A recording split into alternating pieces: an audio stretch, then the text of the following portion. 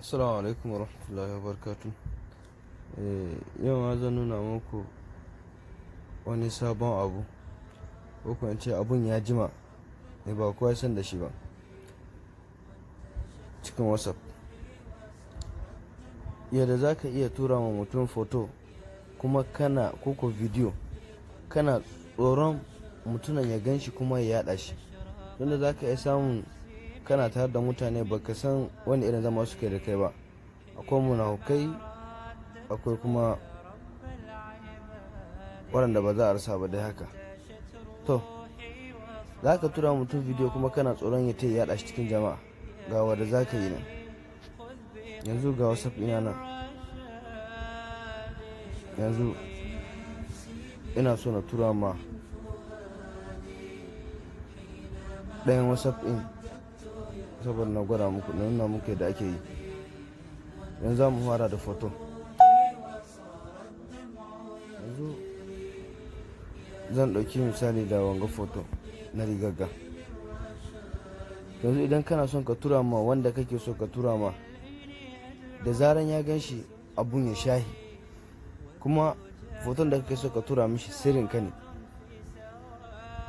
ko wani abu makamancin haka, to za ku gano wani flash inda kamar da zaran ka kare message ɗinka kana danna flash ɗin, ko kana so ka abun ga kana so ka da flash ɗin za ka dannawa, to kamin shi akwai wata yan, to yayin ita mutum zai dannawa.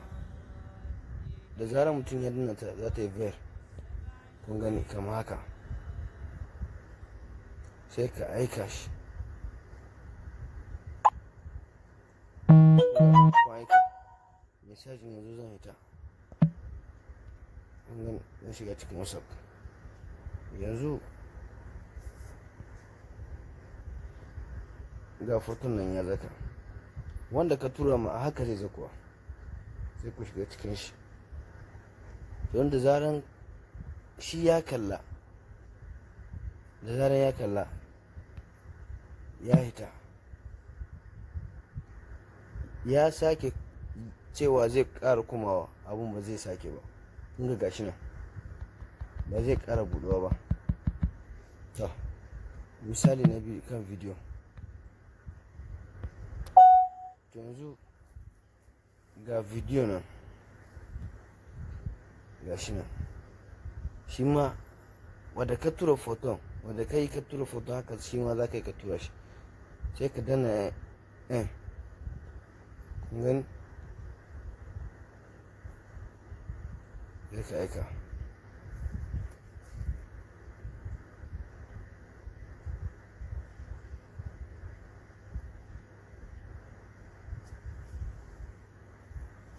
To kuma bidiyon ya ta yi.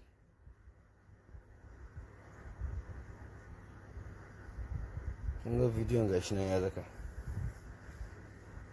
sai ku shiga cikin shi. Yadda kake ganin shi haka zai tafi mishi. Idan ya bude shi, mazinata ku saurara, ku tuba ku daina waɗannan illolin, billahi ko ba daɗe ko ba ji ba. to kun gani da zaran ya hita abun bai ƙara budewa, shekin